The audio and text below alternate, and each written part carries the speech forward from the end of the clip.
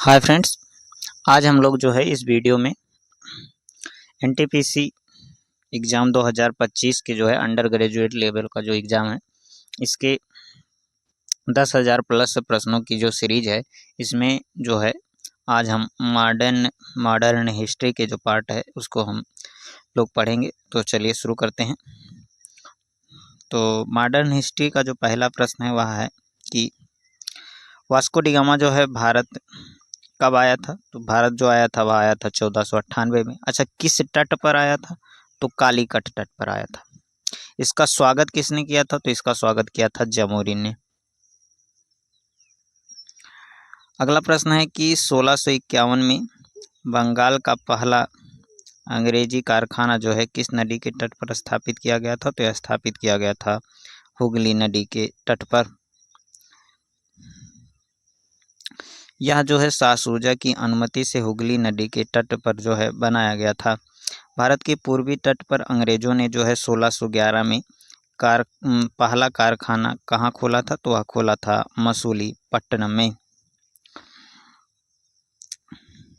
अगला प्रश्न है कि कौन सा जो है खोजकर्ता भारत आना चाहता था पर अमेरिका पहुंच गया था? तो कोलंबस जो है वह भारत आना चाहता था पर वह अमेरिका पहुंच गया था। ईस्ट इंडिया कंपनी ने जो है भारत का पहला व्यापारिक केंद्र कहाँ स्थापित किया था? तो यह स्थापित किया था सूरत में। कब स्थापित किया था? 1613 ईस्वी में स्थापित किया था। भारत में जो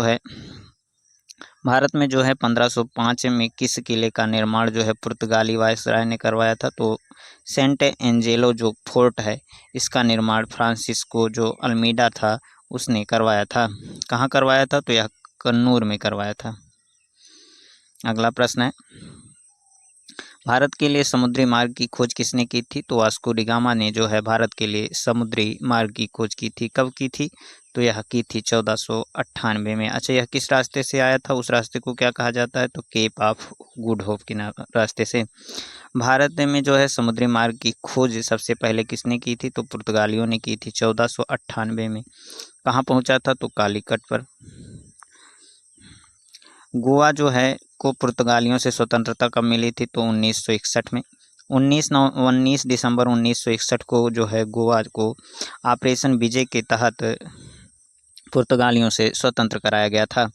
निम्न में से कौन सा युद्ध जो है भारत में ब्रिटिश द्वारा नहीं लड़ा गया है? तो एंग्लो बंगला जो युद्ध है यह भारत में ब्रिटिश द्वारा नहीं लड़ा गया था। बाकी तीन जो ब्रिटिश भारत में प्रसिद्ध युद्ध हैं।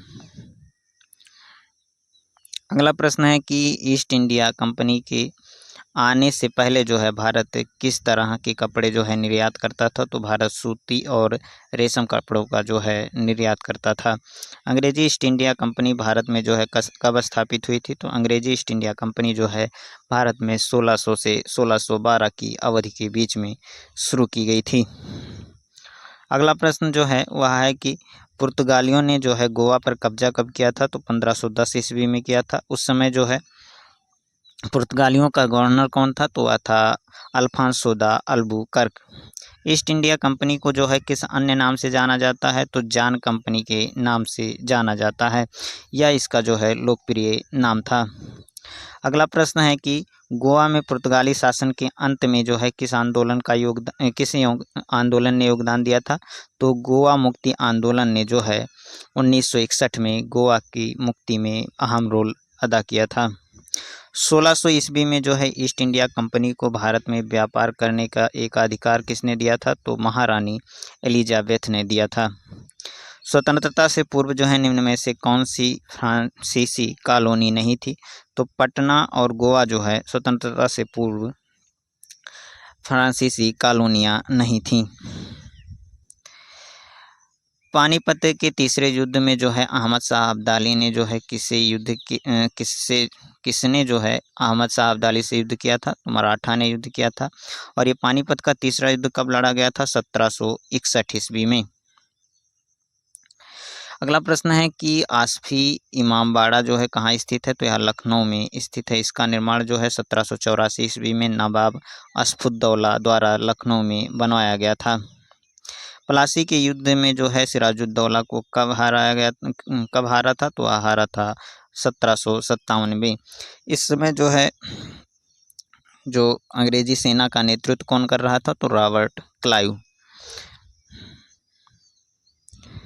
अगला प्रश्न है कि पुर्तगाली व्यापारी पहली बार जो है गोवा की भूमि पर जो है किस सदी में आए थे, तो वह 16वीं सदी में आए थे। 1510 में जो है गोवा पर कब्जा करके पुर्तगाली जो है यहीं पर बस गए थे। वास्को डी गामा जो है भारत में सबसे पहले कहाँ पहुँचा था, तो वह पहुँचा था कालीकट में, और इसका स्वागत जो है किसने किया था, जमोरिन ने। भारत में पहली बार ब्रिटिश प्रेसिडेंसी कहाँ स्थापित हुई थी, तो यह स्थापित हुई थी सूरत में। 1613 में जो है जहांगीर की अनुमति से जो है सूरत में अस्थायी प्रेसिडेंसी स्थापित की गई थी। प्लासी का युद्ध जो है किसके बीच हुआ था, तो प्लासी का जो युद्ध है यह बंगाल के नवाब और ईस्ट इंडिया कंपनी के बीच हुआ था। प्लासी के युद्ध में किसने जो है ईस्ट इंडिया कंपनी से युद्ध जो है हारा था, तो वह हारा था सिराजुद्दौला। अगला प्रश्न है कि प्लासी के युद्ध में ईस्ट इंडिया कंपनी की सेना का नेतृत्व किसने किया था, तो रॉबर्ट क्लाइव ने किया था।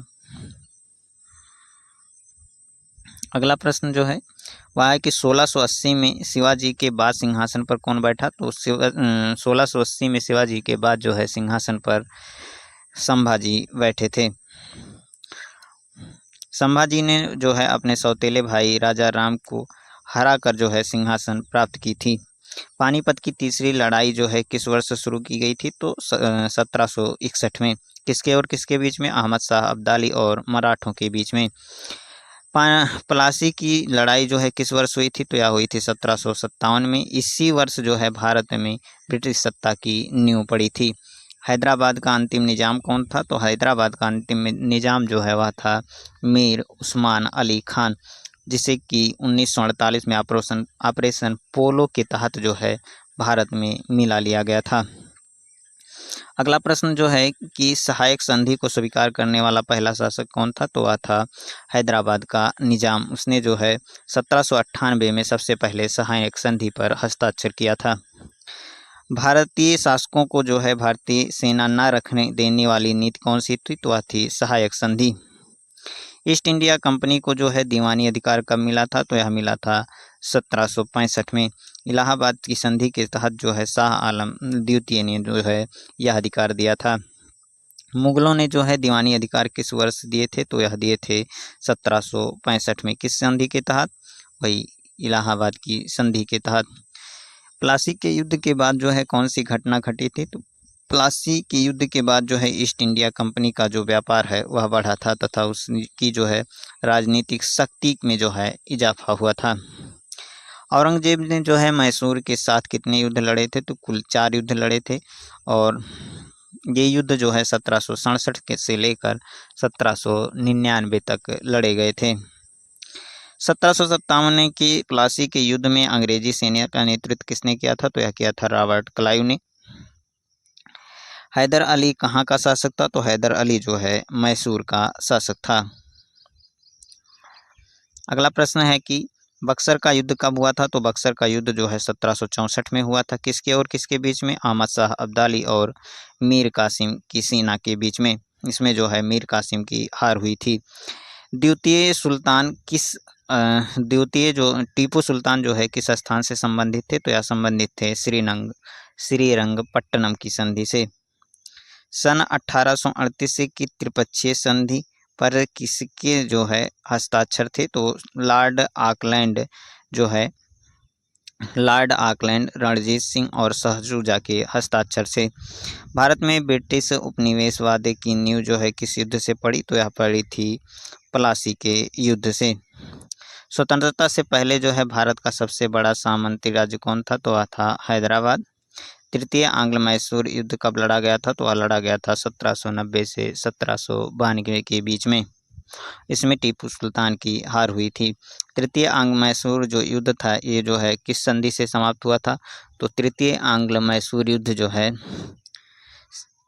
श्रीरंगपट्टनम की संधि से जो है समाप्त हुआ था। इसमें टीपू सुल्तान को अपना आधा राज्य अंग्रेजों को देना पड़ा था। अम्बा विलास महल कहाँ स्थित है, तो यह स्थित है मैसूर कर्नाटक में। इस पर जो है वाडियार शासकों का भव्य महल है। अगला प्रश्न है कि पोर्ट नुआ की लड़ाई में हैदर अली को कब हराया गया था? तो हराया गया था जुलाई 1781 में। जनरल आयरकोट ने जो है इस पर विजय प्राप्त की थी। टीपू सुल्तान जो है मस्जिद कहाँ स्थित है? तो यह स्थित है कोलकाता में।